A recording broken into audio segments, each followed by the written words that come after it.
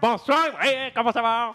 Très très bien, à peine arrivé en retard, trop d'horaire, le fail absolu. Mais ça... T'arrives comme une fleur, c'est 19h45 et là. Non mais en fait on a commencé là depuis 1 heure. Je vais me prendre une petite boisson, puis elle t'a... 30 secondes. Quoi? Comment? Ça, tu vois, ça c'est le mec quand même fair play, qui se balance lui-même, qu'il a fait un petit échec. Ça, t'aurais pas besoin de le dire, t'arrives au final, timing parfait pour le second match. Du coup, second match entre Alive et MC dans ces 6 bêtes, du coup, Raceware, 6 joueurs de chaque race. Là, on voit les deux. Alors, est-ce que tu as une idée? C'est les cotes? Voilà, c'est les cotes parce qu'en fait, Cibet est donc un site de Paris eSport qui voilà, sponsorise le tournoi et donc propose de faire des paris. On rappelle qu'on est en différé, donc pour ces matchs-là, ça ne sert à rien de voter, mais pour les prochains, si ça vous intéresse, allez voir le site. Normal qu'on leur fasse un peu de pub puisque voilà, c'est le sponsor du tournoi que Base Trade nous permet de suivre. Donc voilà. Ok, du coup, on va partir entre Live et MC. Intéressant, moi j'aurais mis Live légèrement favori face à MC au vu de sa forme récente. Et opposé ici à ce Protoss rouge, team point d'interrogation, non point d'interrogation. Mais il s'agit d'Omavatos, plus connu sous le nom de Minchul. Et ici, en bas à droite, il est plus pélu. Et là, tu vas peut-être m'aider, c'est Africa quoi? Africa Frix. Africa Frix, voilà, je cherche le Africa Frix. Et donc, ce que je disais tout à l'heure, pour moi, c'est la, si on exclut bien sûr de notre côté la victoire de Petit Drogo, pour la France qui fait plaisir, la grosse bonne nouvelle de la semaine dernière qui était... Je te saccage, toi. La grosse bonne nouvelle de la semaine dernière qui était la récupération de la team anciennement Sbenu par Africa. Parce que quand tu vois une team Pro League qui perd un sponsor, tu claques des fesses parce que tu sais que ça coûte masse de pognon, c'est une galère pas permise. Et quand tu vois que 3 jours après, t'as un sauveur de l'e-sport qui arrive et qui fait on prend, tu fais yes! On est bon. Surtout qu'Africa aura probablement l'air un plus solide que Feu Sbenu, puisque c'est quand même l'équivalent de Twitch en Corée, tout simplement. Ouais, mais après Sbenu, j'avais lu un peu les articles sur eux. Le mec, il avait l'air d'avoir magouillé des millions quand même, hein, cochon. Hein. C'est sûr, quand tu vois les subs en jeu, il y en avait beaucoup de l'argent. On se retrouve sur Echo, ce qui me fait bien rigoler. Et ça me fait plaisir aussi de voir des tournois qui prennent l'initiative de jouer sur des maps différentes. Là, on n'a pas créé son propre map pool, on récupère plutôt des vieilles maps. Mais ça permet tout simplement de tester LOTV sur autre chose que les 7 maps de ladder. Parce que, encore une fois, je reviens à ce que j'ai dit tout à l'heure avec Tude, il y a certains de leurs tournois où Base Trade, en fait, ils ramènent des nouvelles cartes, mais à chaque fois, ça fait chier les joueurs parce qu'une nouvelle carte veut dire que personne ne l'a joué et c'est chiant. Là, comment faire de la diversité tout en mettant des cartes que les joueurs ont déjà joué, tu prends les vieilles. Tu prends des vieilles qui sont legit puisque elles ont été pendant des mois de B. Non, celle-là, en fait, elle n'a pas été jouée sur Legacy. Celle-là n'a pas été jouée sur Legacy. Parce qu'en fait, juste avant, on a eu Tête de Pont. Ah ok, Tête de Pont, mais du coup moi je trouve ça très intéressant en fait de prendre des maps d'HOTS, voire même des maps de Wings of Liberty. Je suis prêt à reprendre un mois de Daybreak pour la bonne cause. Un petit Cloud Kingdom. Mais voilà, des maps qui ont fait leur preuve et de tester Legacy of the Void dans de nouvelles conditions. Alors MC qui a posé une B2, faut savoir que chez MC c'est pas toujours le cas sur Legacy of the Void. Ouais. Et cache une petite probe. Alors que là, live, par contre tu as raté sa performance contre Yun qui était mais genre magistral. Il a défendu un Nidus all-in, tu vois, le ultra fast, genre easy peasy. Et la game 2, il lui a mis la mine sur orbital, mais genre un viol incommensurable. C'était fantastique. Live qui confirme en fait sa bonne performance en Coda puisqu'il s'était qualifié face à Buell. Mine de rien, Buell quand même gros joueur. Et là tout commence bien pour Live. Prélever la probe surtout. Donc MC, toutes ses volontés de proxy c'est annulé, on a laissé le pylône se finir et on fait une petite robot chez soi. Le plan de jeu déjà annulé chez MC. Ouais voilà, donc pas de proxy dégueulasse, donc on en revient au bon standard, ça veut dire la robot à la maison, on fait le prisme transfert, on rajoute 2 gates, on a 3 gates et puis une bricole, en général le conseil crépusculaire de toute façon, pour avoir ces fameuses upgrades adeptes, histoire qu'il défonce encore un peu. On va voir. J'allais dire tant qu'il en est encore temps, parce que c'est vrai que là, vous loguez sur StarCraft 2, il se passe qu'il y a un gros fond d'écran d'attente qui vous dit venez tester comment est-ce qu'on va défoncer les adeptes. Et j'ai vu qu'il y aura peut-être des chômages qui vont être joués sur ce patch, cool. Mana notamment, qui est à la recherche de joueurs Terran du coup essentiellement, pour faire des chômages, un petit Mana Marine Lord, ça serait bien drôle éventuellement le Reaper qui prélève déjà une probe. Daily, 2 tentatives de... 3 probes. Non, 2. Ouais. Pur. On a bien perturbé la récolte aussi. D'élite tentative de prise de life pour un pigeon, j'ai envie de dire, chez MC. Et Life ne s'est pas fait avoir, il part directement sur un Liberator avant le cyclone, j'ai l'impression. Donc très confiant. J'allais dire, c'est vrai qu'il y avait des réflexes sur HOTS ou sur cette carte-là. Il n'y avait pas en Protoss où tu mettais le pylône genre en bas de la rampe. Bah d'ailleurs, il devrait totalement le faire. Là, le pylône, non seulement il est en bas, mais il se défend tout seul, le pylône, si jamais t'as envie de venir. Voilà, le cyclone qui est envoyé. Petit immortel chez MC. L'immortel qui aujourd'hui n'est plus indicateur d'une volonté de bourrer, c'est juste une unité très très efficace en général grâce à son shield qui a un énorme up contre la bioball. C'est ça. Il y a pas grand... En fait, il n'y avait aucune unité Terran bio qui était réduite au lieu de plus 10 de dégâts. Et donc là, pouvoir en absorber 200, c'est le bienvenu quand c'est des marines qui tirent dessus.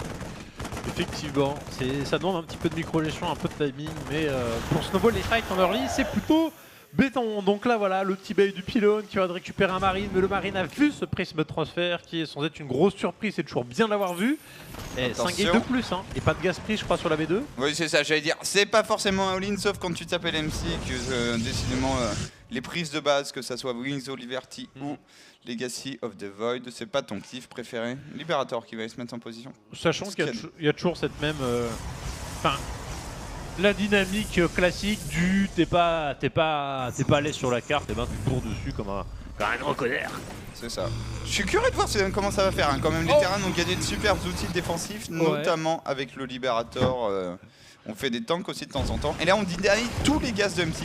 Oh la vache, c'est dur. Ben, c'est ça en fait, il en avait que 2, donc là c'est un peu tous. Ça lui force à les prendre sur sa seconde base. Lol. Sérieux. Le Stalker qui a été warpé sur le mauvais pylône et qui du coup a pris 16 secondes, s'est fait deny, truc de malade. MC qui fait demi-tour avec son prisme. Ah, ce fail de dingue. Et là en fait, il y a...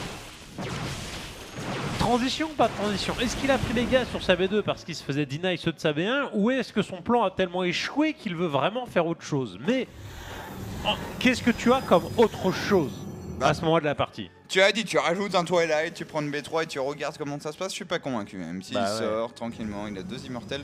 C'est ça, je pense que t'es trop en retard niveau tech pour vraiment poser ta B3. Il va falloir bourrer en espérant abuser, hein, de trouver la petite sortie. Mais ça peut carrément passer, il n'y a absolument rien chez Live. Il n'y a pas de tank.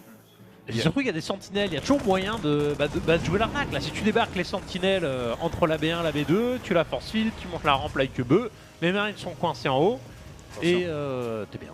Voilà. Ouais, on est bien pour MC là, je pense. Le timing arrive maintenant. Faut que ça soit avant le Steam, avant le plus avant qu'il y ait trop de libérateurs là, parce qu'il n'y a pas fait de moins de Medivac, qui continue les libérateurs 2 par 2. MC qui voit tout, qui va perdre son ops, mais qui voit aussi que les unités sont super mal positionnées. Et du coup, il y va comme un bourrin, le Bostos. Focus du libérateur et du bunker. Le libérateur qui tient. Ok, il tombe. Force field. Oh la vache, oh la vache, oh la vache, oh la vache, oh la vache, oh la vache, oh la vache, oh la vache, oh la vache, oh la vache, ici, c'est l'impression que c'est épuiser la puissance des champs de force, qui c'est vrai, on a tendance à l'oublier. Et quand même, encore là, ce push Imo avec la micro-gestion MC style du prisme. Attention quand même, c'est pas fait pour MC. Les libérateurs vont pas tarder à sortir, on target très rapidement le cyclone, tous les marines qui se font force field. Est-ce qu'on peut libérer MC côté Alive? En tout cas, on le tente, il y a le sim. Et là, il a fait son cycle de doigt, c'est de la tête, alors c'est cool pour la défense des marines. Malheureusement, il n'a plus d'anti-air pour gérer ses libérateurs. Il y a un peu de dur en dessous, Live avec 62 potes contre les 83 de MC qui est désormais enfermé, vu la position des libérateurs. Est-ce que Live peut tenir? Les marines 6 par 6, toujours plus de libérateurs. On va tenter d'arnaquer le prisme. Non, c'est juste perdu. Ouais, à peine. MC qui fait un bon gros travail de ça, mais effectivement c'est pas fait parce que quand tu sais qu'il y a 3 bases, qu'il y a quand même un gros tech, qu'il y a de l'upgrade qui arrive. 6 stalkers, on va tenter de bourrer avec les stalkers supplémentaires, target des libérateurs un par un, et là il y a tellement peu de bio que ça va bien se passer pour MC. Impeccable, Olive qui s'est fait attraper la moitié de sa pop ailleurs, pas forcément le meilleur build order, et qui va s'incliner dans cette première game. MC, cette arnaque, ce vol. Non, parce qu'au début, le prisme, le proxy qui fail, donc il part à autre chose. Le prisme où il tente de gratter un peu, il gratte 0. Il y a un libérateur qui arrive chez lui, tu lui prends tous ses gaz, tu lui prends 5 sons, le tracker qui est là en mode jambon, et le mec qui te amouve la gueule, enfin, amouve, façon de parler, qui genre fait le gros round dedans. C'est immonde. C'est immonde, mais c'est aussi la faute d'un live qui, certes, il a beaucoup Non, harass. c'est immonde. Non, mais même, je veux dire, même son Reaper. Le Reaper, Ouais, il a ouais. tué des probes. Mais on n'a pas pris beaucoup d'infos chez Live. On n'a pas beaucoup vrai. scouté ce qui se passait de l'autre côté de la map. On était là, salut, je te tue des probes. Sauf que si l'autre est en train d'accumuler de l'armée et que toi, que tu donnes 2-3 outils qui, quand même, notamment le Libérateur, mais même une petite pine du Reaper pour perturber le DPS Protoss, c'est énorme sur les rangs. Ben, je dirais, est-ce que c'est pas parce que c'est tellement nul ce que fait MC n'est censé jamais passer que tu le sous-estimes, tu dis non, là il va pas partir là-dessus, c'est minable. Je suis trop bien dans la game, c'est minable. Et si.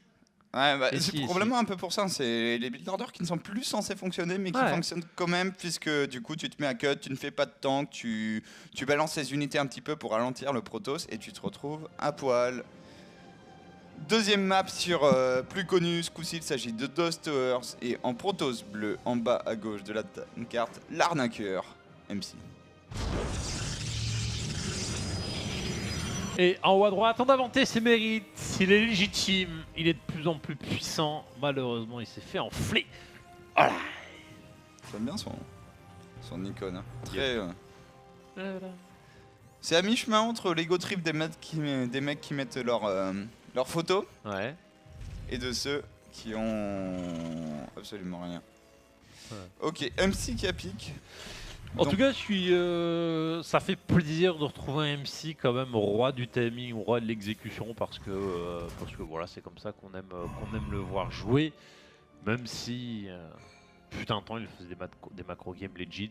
C'est comme dans ce genre de game qu'on kiffe le personnage, et il nous apprend toujours un petit peu plus sur StarCraft 2, voilà, sur C'est ce ça. qu'on est capable de faire.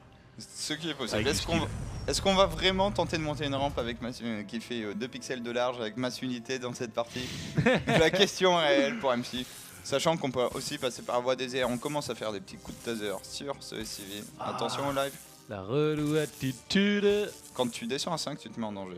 Ceci dit, Ouais. il a vraiment fini sa rax. Faut le réparer là, hein, parce que... ok. Le moins de tournant est fatal, hein, la prof te Ouais. la gueule. Nexus pour MC, Cyber. Et à nouveau un Reaper pour live, intéressant ça. Ouais. On a vu beaucoup de joueurs faire quasiment que des opening réacteurs et live lui continue 2 games d'affilée à faire un Reaper, ce qui est quand même une tendance assez forte pour le coup. Mais du coup, en fait, j'ai pas trop le temps en plus de discuter avec toi vu que j'étais absent ces 2 dernières semaines. Comment tu te sens en termes de méta, voilà, sur le ladder? Comment ça se passe? Ah pour moi, toi, à l'heure actuelle ça fait 2 semaines que je copie du thermal, donc le TVP ça va. Hein. J'ai Ah, l'impression que... T'as le calepin avec 10 strats dégueulasses différentes? Non, il y a une seule strat, la question c'est quand est-ce que tu attaques. Ok, donc ouais, c'est timing lent. Mais pareil, le style marine tank, Ah tu ouais, les je fais full marine tank à 1, si... Et les mecs qui savent pas jouer, tu les violes. En fait, s'il fait pas beaucoup de colosses, tu le défonces. Ok. Genre, quand t'as 80 marines, il faut qu'il ait genre 15 Ah ouais, stars. non mais le DPS il est insane C'est quoi. ça. Et trop de mobilité. Et sur des cartes genre orbital et tout, t'as des spots un peu abus. T'as des spots abusés pour les tanks sur toutes les cartes quasiment. Genre sur À une... partir du moment où ils volent, C'est ça. sur, une, t'abuses vite. sur une Obseras, même Ouais. sur une carte comme ça, genre... typiquement, Proto c'est par là, tu mets tes tanks là, GG. Ouais, c'est ça, il est coincé. Il prend cette B4, tu mets tes tanks là, GG. D'où, je vais te poser une seconde question. Blizzard qui reviendrait sur le concept des tanks volants. Ah, moi, Avec pourquoi pas des idées que si tu pick up un tank siégé, tu le récupères instant, mais il se désiège. Donc faut le ressiéger en le reposant. moi je suis ultra sad, j'ai que ça à dire. Ah moi forcément en tant que terrain. Donc en fait j'aurais pas dû te poser des questions, ça sert à rien. Non, Ça de la poser un terrain, forcément le terrain de Je vais dire- LOL, What the fuck. Ok. ça ne marche pas. Ce bunker Oui, dit mais- non à... Genre en tentative, il y a quand même un Starport ici. Est-ce que c'est pas volontaire? Tu fais semblant de faire un truc de merde pour... Est-ce que vraiment il voulait le faire? Ou est-ce que c'est pas pour gagner du temps et puis derrière... Bah, en fait, je trouve que ça sert C'est absolument à rien. Genre, Bah tu peux ouais. mettre la petite pression, tu shades, tu viens jamais, et le mec est quand même obligé d'être là ici. Ce Reaper qui va rien scouter, je vois pas comment il s'en sort là. Quoique, on va peut-être arriver à monter. Hein. Si on sprint vite. Non, D9, Parce il que- même pas la B3. T'as raté... Est-ce que ça me faisait penser un peu cette dynamique de jeu avec fake attack? t'as raté donc le Alive Ion, tête de pont, il y a pull first, il envoie 4 Zerglings, ça force le faucheur à faire demi-tour et derrière en fait il fait ultra fast Nidus. Et le temps que le faucheur en fait il vienne gérer les 4 Zerglings, rentre à la maison, le Nidus est déjà dans la main du terrain. Et genre insane quoi, tellement ça va vite. En gros il paye même pas sa speed. Ah non non, c'est le timing ultra fast, donc tu balances le truc à 2,40, mais les 4 Zerglings font que le faucheur n'a, enfin au moment où il arrive dans la base du joueur Zerg, t'as deux queens, il se fait bash et le Nidus est lancé instant derrière. Enfin c'est genre complètement fou quoi le timing. Tu vois, quand je vois ça, je suis tellement déçu que désormais il y a un petit lien quand il y a un oracle qui arrive. Aïe. Parce que là MC il a vu le fil à un moment. Et attends, redis. Tu sais la mine, il te met une petite trajectoire. Mais... Non mais c'est très bien, ça réduit l'aléatoire. Mais ça réduit l'aléatoire, mais le truc que je trouve toujours relou, et j'ai toujours l'impression, alors tu me contredis, mais que les mines on les voit quand même vraiment moins bien que sur HOTS. J'en fais beaucoup moins aussi. Parce que genre quand je rejoue des terrains qui ont beau des mines, alors c'est vrai que ça n'existe quasiment plus, mais la vache, je ne les vois plus, même sur le creep et tout. Alors je sais pas s'ils ont changé quelque chose de graphique, mais chaque fois je pleure. À chaque fois. Yogo pleure souvent, il faut savoir ça. Aussi. Du coup, la B3 qui a été posée quand même pour MC. Twilight, Robo, et on fait des Phoenix. Je suis assez fan du jeu Phoenix, je pense que ça a vraiment du potentiel en TVP. Tu joues, voilà, Phoenix Adept dans un premier temps.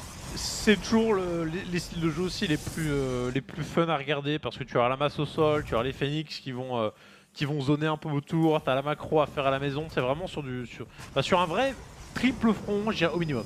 Et cette stase. Alors maintenant, dès que je vais voir une stase, je vais penser à celle de Showtime contre Thermal, qui était la God Stase. Si vous l'avez manqué, allez à peu près n'importe où en fait, je pense. C'est de HL, je pense qu'elle y sera tranquillement. Peut-être en Zapo Gaming déjà, je pense rien. Elle est absolument fabuleuse. Ok, du coup, côté au live, on a joué vraiment old school, hein, quand même. On est allé très vite sur le starport. Un espèce de drop mine défensif, du coup, je crois qu'on a fait un... On avait tenté de faire un libérateur, on l'a annulé je pense en voyant l'oracle, sachant qu'il y avait une Stargate en face. Et désormais on passe sur la dose de bio, les Phoenix qui vont être révélés. Ça c'est une fight que tu prends tous les jours par contre, 5 Phoenix contre 7 marines. Ouais. Est-ce qu'il a pas peur de croiser, il sait pas trop ce qu'il y a derrière et il préfère être à 100% de points de vie? Parce que je suis d'accord, les marines, s'il a l'info, il les viole, effectivement. Là il va les voir. Ouais.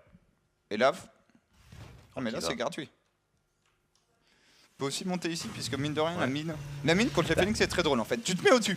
Et là, tu pètes les VCS. Tous les CV tombent à 40 HP, tu les soulèves un par un, ça va super vite. Là, les Phoenix. Non, mais voilà. Pas mal. Alors. Est-ce qu'on arrive à prendre quelque chose d'autre? On prend tous les marines plus un CV, très bien fait.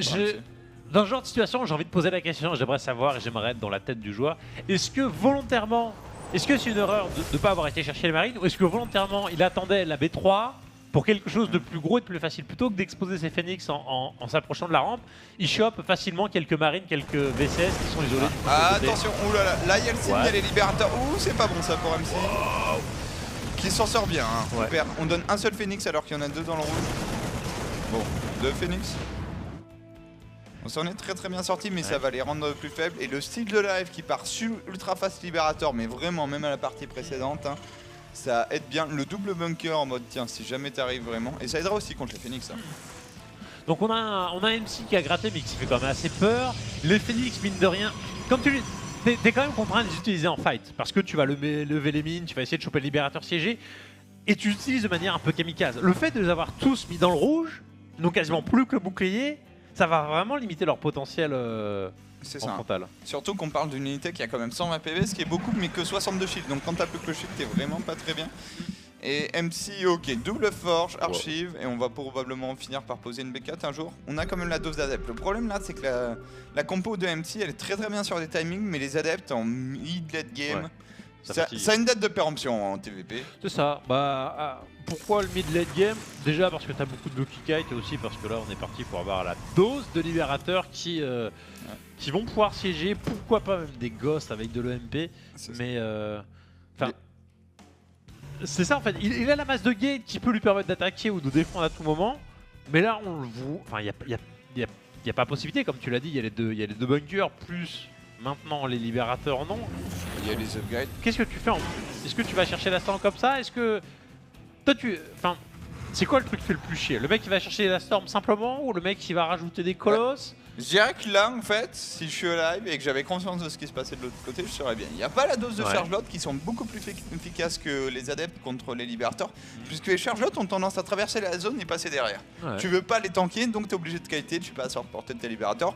Les adeptes, eux, tu te mets à la lisière de ta zone chez toi et ils restent en plein dedans et ils n'ont pas le choix. Je veux dire, c'est une unité à distance. Et effectivement, je pense que la Storm c'est le meilleur choix. Maintenant, tu viens de lancer ta Storm, le mec fait déjà des ghosts, il pose une Sensor Tower, il y a des unités de partout chez Live qui pose un 4ème CC qui a déjà 6 libérateurs. Il est méga bien Live dans cette partie. Ouais, c'est ça qui est. J'aimerais poser la question à beaucoup de protos comme ça parce qu'on voit pas mal de jeux avec Colosse, mais plutôt quand t'as aussi des tanks et tu vas essayer un peu de zoner le bonhomme. Là, tu dis libérateur, ça peut aller chercher des tanks, mais t'as déjà des phoenix pour un minimum encaissé. Pendant que là, tu prends le prisme. Et. Enfin. Je sais pas. Ouais, je dirais, le vrai bon point, c'est le nombre d'immortels qui monte. Maintenant, voilà, 3 maraudeurs, 34 marines, c'est la nouvelle mode. Tu joues ultra low maraudeurs. Maraudeurs, ils ont pas de DPS. Et tout le monde fait des immortels. Je veux dire, deux très bonnes raisons de pas trop en faire. Et puis. Le problème, c'est ça, il y a un bon compte d'IMO, mais le Terran va-t-il jouer bourrinement? T'avances petit à petit en siégeant, et dans ce genre de situation, les IMO ne servent vraiment à rien. De 1, comme tu l'as dit, parce qu'il n'y a pas de maraudeur à défoncer, mais de 2, parce que pour rien contre les libérateurs. Donc ça va être au Phoenix de bosser, mais à partir du moment où tu ramènes quelques mines dans la fight, l'AOE va faire tout le travail, il suffit qu'il arrive à caler le MP, voilà. Rien qu'une mine comme ça, là.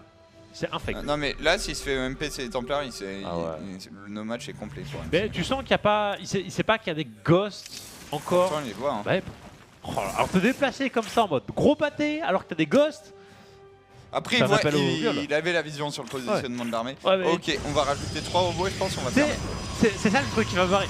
T'as la vision sur le positionnement de l'armée, mais le ghost il va tellement vite maintenant. Alors en tant que Terran, quand tu sais que t'es un observateur, est-ce que t'as envie de prendre le risque de contourner avec un ghost? Mais t'imagines, t'en planquer en bas à droite.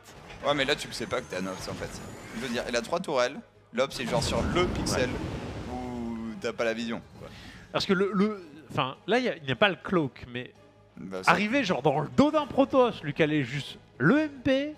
Ah, raté MC qui avait la vision, ok, qui va trouver ses medivacs. Mais on avait la vision grâce à l'Ops, et là, si t'es au live, faut commencer à se douter qu'il y a il manquait la petite balise de la flotte, tu vois, pour avoir les 6 de range, ça va être de broyer. Est-ce que tu penses pas même que c'est...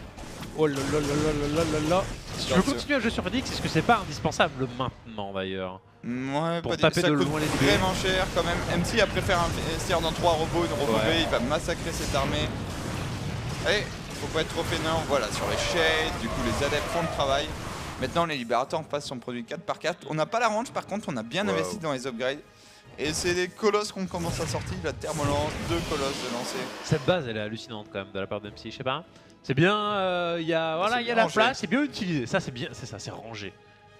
T'as les pâtés de pylônes. En face c'est un peu plus anarchique on va dire. Ouais. Oh ça va encore. En fait c'est qu'il y a des angles. Ouais. Il y a des angles, il y a des couloirs. Alors, toujours setups incroyable pour MC. Setups il fait tellement le travail. C'est improbable. Il y a trop... c'est l'obs que j'avais. Il est entre 2 tourelles, c'est l'obs que jamais de ta vie tu bougeras. Ah oui, non, puis jamais de ta vie tu te dis qu'il y a un ops là. Enfin là, t'es au live, tu peux pas penser un seul instant qu'il y a un ops ici. Alors l'armée de live, il y a 12... Oh my god, don't do that. Ok. Oh, il y a tellement de libérateurs. Il y en a 12. Il y a 8 ghosts. Oh, c'est immonde. 35 medivac. 35 marines, pardon. Fut un temps, les Terrans jouaient full multi-drop. C'est des mots qui révoluent. Tu peux jouer full multi-drop. D'ailleurs, je pense que c'est encore le style le plus fort. Tu drops et en fait, tu rajoutes des libérateurs avec ton drop. Mais là, on joue full campus chez Alive. Et on s'est fait... Alive, il a quasiment son armée late game en fait. C'est ça qui est ouf. Oh là là là là. Alors, il veut donner ses adeptes. T'aurais aimé de le faire de manière plus efficace, mais t'as envie de te débarrasser de ses adeptes. À la place, tu rajoutes du colosse et du HT comme des unités un poil plus puissantes. Voilà, il va tous les donner. Pour absolument rien. C'est le moment où c'est presque mieux de se les tuer soi-même en fait. Puisque quand tu les tues toi-même, au moins tu ne donnes pas l'info à ton adversaire. Oh, il y a des canons et des... D'accord avec toi. Voilà. Il y a trop peu de joueurs en fait qui tuent eux-mêmes leurs unités, je trouve. Et qui vont toujours les suicider de « Ah regarde, tu as un switch !» Ok, c'est bien fait ça de la part de MC. Et du coup, on rajoute ça, c'est la prisme de la vitesse du prisme, celle-là. Toujours plus de colosses. Maintenant, l'avantage en fait du jeu terrain et pourquoi les terrains sont très comptés en late game, c'est que cette arme-là, c'est la compo que tu veux dans tous les cas. T'as pas envie d'avoir une autre armée en late game. Oh là là, libération. Oh mais EMP. non. Ah mais non quoi. Et encore, il n'y a pas la range. Les marines 13 par 13. Là, qui joue trop bien son match-up, il ne siège que la moitié des libérateurs pour deny la base. L'autre qui va être là sur le côté pour flanquer. Oh my god, une petite mine ici complètement aléatoire. Doom drop dans la main en sachant que MC est complètement hors position. Et que fait MC? Oh non. Est-ce qu'on traverse la map? On a un risque tellement important de se faire libérer si on traverse la map. Oh, c'est denied. Il a tellement tout anticipé à des kilomètres. Avec les tours à lance-missile qui sont à la maison, il va flanquer libérateur. Attends, la storm, elle est dure. Bof. Non, ça a rien tué quasiment. Ouais. Et là, t'as juste pas l'entière en fait. Alors, peut-être que si, avec une bonne pluie de douche. Mais il va se faire libérer. Hein. Ah, il se fait YOLO. Enfin, c'est toutes les balles, il y a des storms, il y a des gros cycles de doigts. Attention. Tout de même. 9 zélotes. MC, il a quand même 5 bases. Hein. Ouais, mais il vient de te perdre ici. MC, il a 5 bases, mais il a pas de thunes. Certes, il mine, mais il a juste 0 de thunes. Et là, voilà, tu rajoutes les libérateurs. Oh là là. Et tu redrops dans les zones des libérateurs.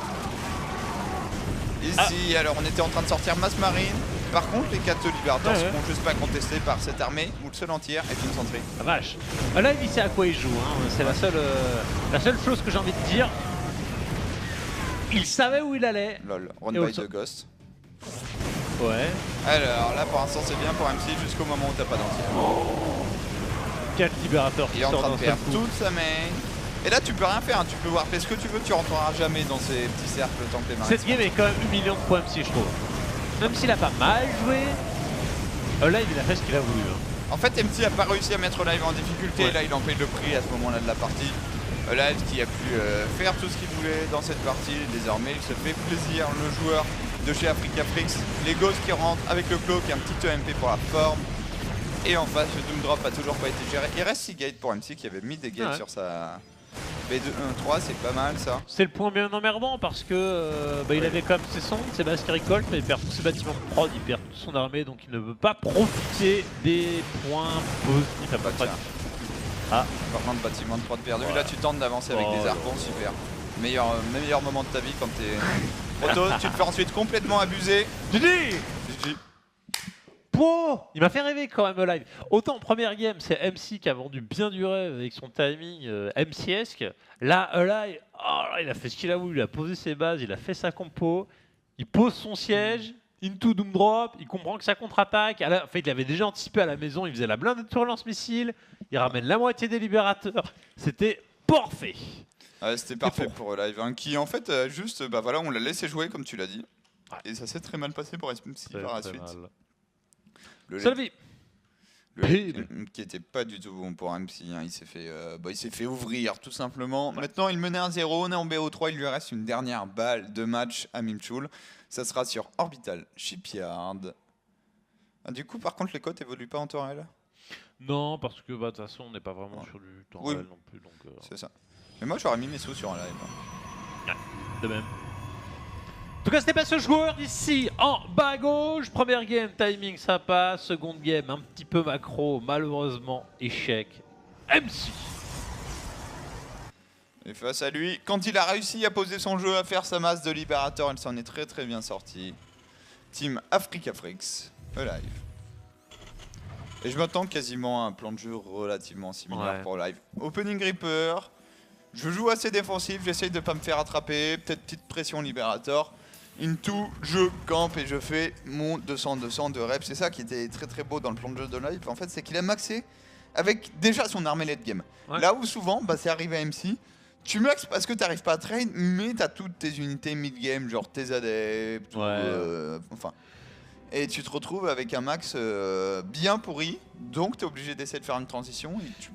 Et c'est ce qui m'a le plus choqué, effectivement, sur la dernière game. C'est que il a entamé direct par ses libérateurs, il y a eu peu de bio, comme tu sais, il y avait peu de maraudeurs un peu inutiles. Le gars il balance l'académie fantôme pour faire les trois gosses parce qu'il en avait envie de 3. Enfin, il a fait ce qu'il a voulu de la game, quoi. Ouais. Il restait chez lui, il a été incontesté. Maintenant, j'ai envie de voir MC repartir et essayer de le déloger parce que. Enfin, est-ce qu'on pourrait dire qu'MC a été mauvais sur sa game?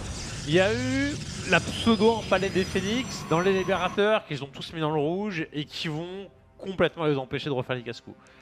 Il y a le moment où il y a la tentative de sortie au nord avec 3 Medivac de la part de Live, les Phoenix arrivent genre pile dessus et finalement ils tuent rien.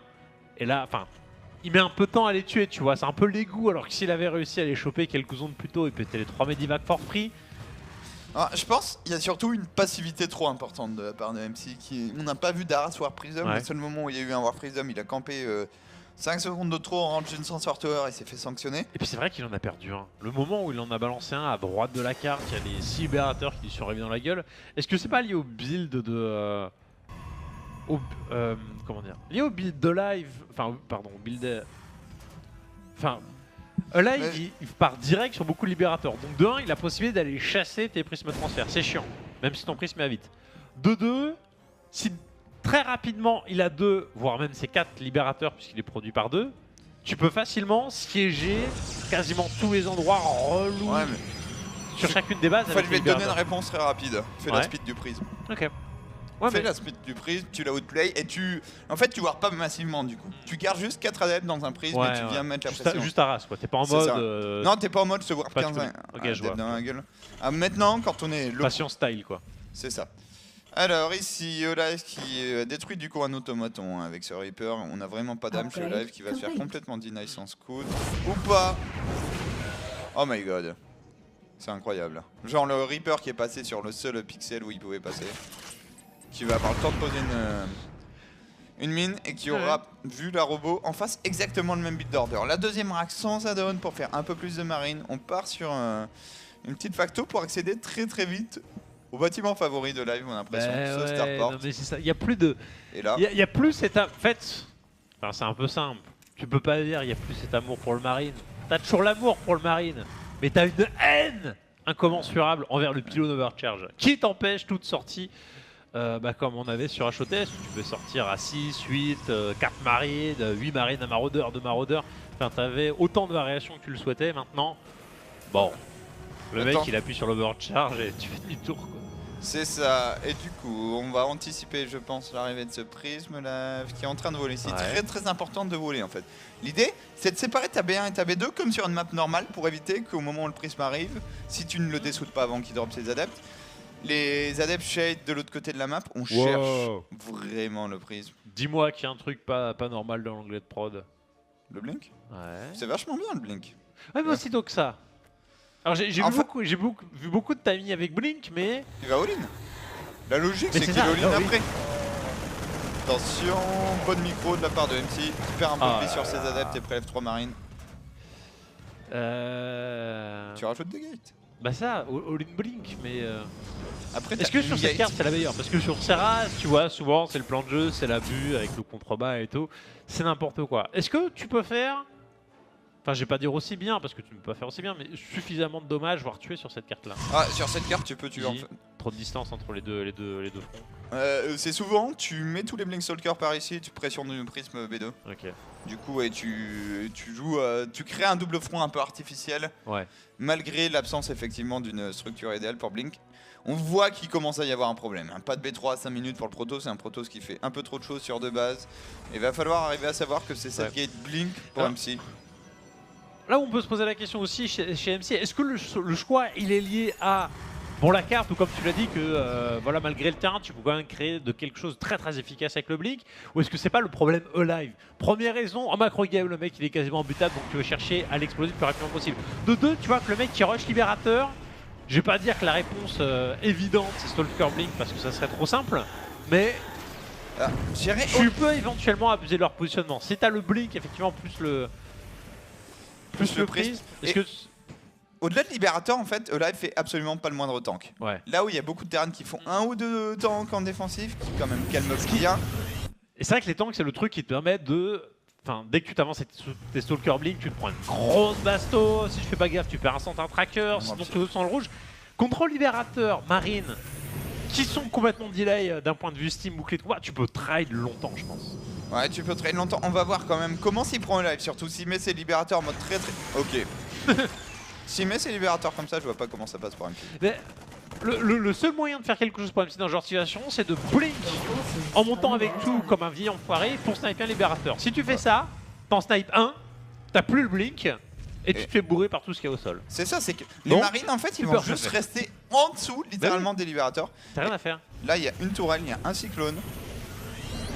L'usine live il s'en sert vraiment comme bâtiment pour faire des add-ons, mais du coup il fait ses add-ons. Le seul point faible que je vois à l'heure actuelle là c'est la rampe. C'est la rampe, voilà, c'est ce côté ici où il peut trade parce qu'il n'y a pas de libérateur. Oh, ok, c'est parti. Mais il y avait le Steam libérateur qui va venir se positionner, deux libérateurs en position. Reblink au milieu des unités et il n'y a plus rien au sol. Je crois bien que c'est passé pour MC. Oh le je m'en foutisme total de la part de Mitchell. Oh my god. Oh il lui a défoncé la gueule. Il l'a défoncé. Ah c'était... Ah, le seul endroit où il n'y avait pas d'unité, le bunker finit un peu trop tard. Et Olive qui se fait attraper. C'est passé pour MC. Like a boss. Oh le mec il arrive sur la bordure et la blink, rien à foutre. Voilà, tu vois bon. Blinking, toujours garder des stalkers en haut, on tue le cyclone, il n'y a plus rien. GG. Non parce que c'est énorme, parce que là où tu vois enfin, 2 points. De 1 il sait où sont les libérateurs, du coup il va sur le côté et il en abuse. Mais là où il compense le fait qu'il blink comme un vieil enfoiré, c'est que de 2, il arrive quand même dans une zone où tu as beaucoup de bâtiments, peu de surface, donc les marines qui peuvent difficilement avancer, concave, steam, pull les VCS parce qu'il y a tous les bâtiments qui bloquent. Donc déjà ça l'aide. Et de 2, prisme transfert qui lui permet de récupérer les premiers trackers qui n'ont pas encore récupéré le cooldown du blink. Donc il a un blink sans en avoir le cooldown. C'est juste parfait. Ouais, c'est juste parfait. C'est juste parfait. C'est insane. MC qui te montre que tout est possible quand tu es bon à StarCraft 2 et que tu n'as pas besoin forcément de prendre B3 pour gagner. TKL qui rejoint pour un énième mois, je suppose, la Road to Poutre. En parlant de MC, on va le retrouver dans notre prochain match du coup, et ça sera face au bon Yoon. MC en PVZ, Yoon un peu en difficulté je trouve sur le début de Legacy of the Void. Ouais, il est en mode bourrin de ouf, mais bourrin de ouf n'est pas suffisant sur Legacy pour s'imposer, donc il fait ses bonnes games, mais en fait c'est un joueur qui a toujours été brouillon, et sur Legacy il faut beaucoup de précision pour s'imposer, on va dire, de manière continue. Ouais, on verra en tout cas pour Yoon comment il va s'en sortir du coup en ZVP après s'être fait bourrer par Live. MC lui qui tranquillement récupère sa win, voilà, hop là, première, et on va tenter d'enchaîner pour MC. Là 2 matchs ce soir, ça serait une bonne idée de se mettre à 2-0 tranquillement dans cette tête si bête. Le boss. Tout ça, ça sera bien entendu juste après la pub. Tout de suite.